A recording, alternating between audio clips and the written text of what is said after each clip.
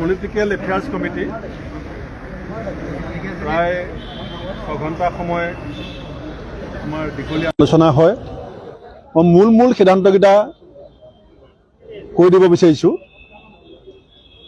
Delimitation হোৱাৰ পিছত, পঞ্চায়ত ডিলিমিটেশ্যনৰ পিছত আমাৰ ব্লক কংগ্ৰেছ কমিটিবিলাকৰ আৰু বুথ কমিটি, মণ্ডল কমিটিৰ সীমাবিলাকো যথেষ্ট পৰিৱৰ্তন হ'ল।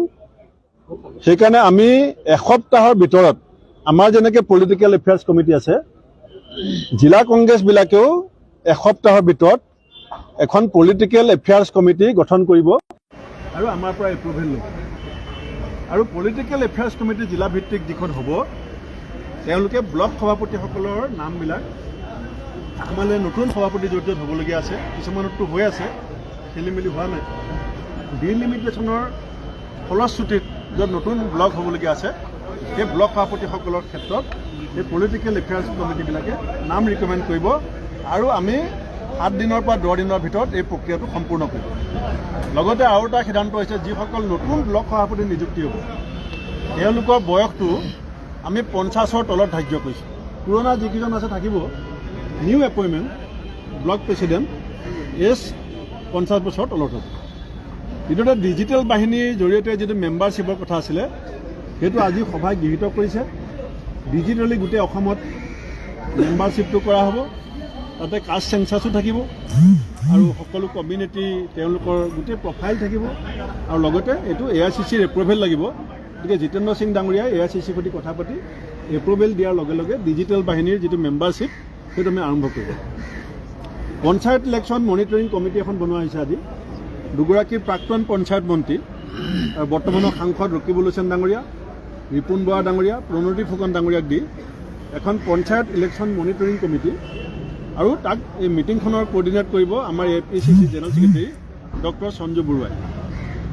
জিলা কংগ্ৰেছৰ সভাপতিসকলৰো কিছু ৰদবদল হ'ব, যাতে চাহ জনজাতি, OBC, minority, SC ST, general সকলো ধৰণৰ জাতি, বৰ্ণ, ধৰ্ম, বৰ্ণ নিৰ্বিশেষে যাতে জিলা সভাপতি পদবী এটা গুৰুত্বপূৰ্ণ পদ, সেইকাৰণে জিলা সভাপতিৰ ক্ষেত্ৰতো এটা মেজৰ ৰিচাফল যাতে আমি OBC, minority, SC ST, general চাব পাৰোঁ, এইটো সিদ্ধান্ত লোৱা হৈছে। 50% মহিলাৰ কাৰণে ৰিজাৰ্ভেশ্যন আছেই পঞ্চায়তত, কিন্তু আজি সভাই সিদ্ধান্ত লৈছে যে ইউথ 40 বছৰৰ বয়সৰ তলৰ মহিলা হওক পুৰুষ হওক 50%ক টিকেট দিবৰ কাৰণে সিদ্ধান্ত লোৱা হৈছে। আমাৰ যিবিলাক হাতৰ চিম্বলত জিলা পৰিষদ আৰু কাউন্সিল খেলিব, কাৰণ ৱাৰ্ড মেম্বাৰটো আমি চিম্বল নাথাকে, গতিকে তাত কি হ'ব আমি সিদ্ধান্ত লোৱাটো অনুচিত। কিন্তু পঞ্চায়তৰ জিলা পৰিষদ আৰু কাউন্সিলৰ ক্ষেত্ৰত মহিলা পুৰুষ যোনেই নহওক, তেওঁলোকৰ এজ বাৰটো 50% ticket below' the age of 40।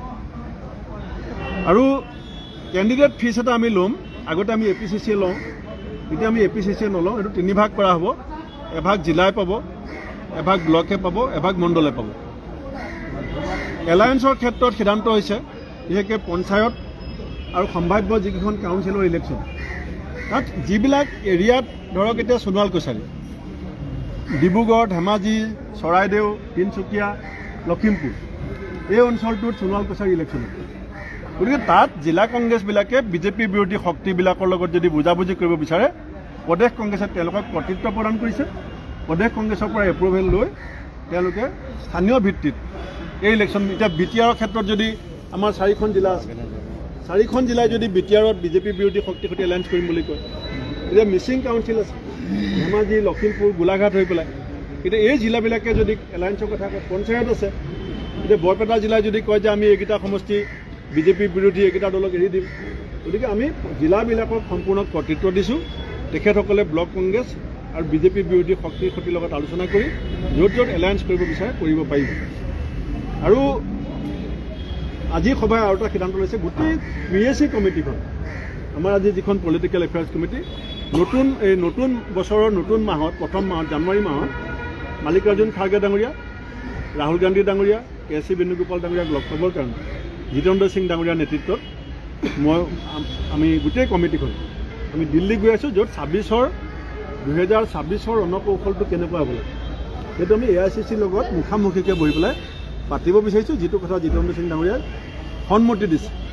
Panchayat টিকেটৰ ক্ষেত্ৰত একাউণ্টেবিলিটি ফিক্স কৰা হৈছে যে মই যদি কাৰোবাক ৰিকমেণ্ড কৰোঁ মই লিখি দিব লাগিব, মুখত ক'লে নহ'ব। আমাৰ MP-য়ে ৰিকমেণ্ড কৰিব পাৰিব, MLA ৰিকমেণ্ড কৰিব পাৰিব, জিলা সভাপতিয়ে জোৰ দি ক'ব পাৰিব, কিন্তু ৰিটেন। আৰু তাত যদি কিবা ভুল পথেৰে তেওঁক ৰিকমেণ্ড কৰা বুলি পেলাই প্ৰমাণ হয়, ধৰক আপুনি অহাবাৰ MLA টিকেট বিচাৰিব, কোনোবাই MP বিচাৰিব, কোনোবাই জিলা সভাপতি বিচাৰিব, একাউণ্টেবিলিটি ফিক্স থাকিব যে জোৰ জবস্তি নিজে গাত লৈ পেলাই টিকেট দিব যদি বিচাৰে, তেওঁৰ জিকাৰ ক্ৰেডিটো তেওঁ পাব, হৰাৰ দায়িত্বও তেওঁ ল'ব লাগিব, লাগিলে APCC প্ৰেচিডেণ্টে নহওক কিয়। আৰু আমি অল ইণ্ডিয়া কংগ্ৰেছ কমিটিয়ে আজি এই গোটেই কথাখিনি আগুৱাই নিয়াত আমাৰ মাননীয় সাধাৰণ সম্পাদক জিতেন্দ্ৰ সিং ডাঙৰীয়া আৰু 3গৰাকী সম্পাদক পৃথ্বীৰাজ সাথে, বিকাশ উপাধ্যায়, আমাৰ মনোজ চৌহান ডাঙৰীয়াক আজি সভাই ধন্যবাদ জ্ঞাপন। কেণ্ডিডেট ফিজ কিমান ধাৰ্য কৰা হৈছে? বেয়া নাপাব, মোৰ 3:30 ফ্লাইট এতিয়া যথেষ্ট উঠানামা হৈছিলে মিত্ৰতা ভংগ হোৱাৰ দৰে সেই বিষয়ে কেনেদৰে এতিয়াতো ক'লোৱেই, পঞ্চায়তৰ ক্ষেত্ৰত আমি ডিষ্ট্ৰিক্টবিলাকক অথৰাইজ কৰি দিছোঁ, কাউন্সিলত তাৰমানে কি আমিতো APCCয়ে গৈ হেড দিছোঁ।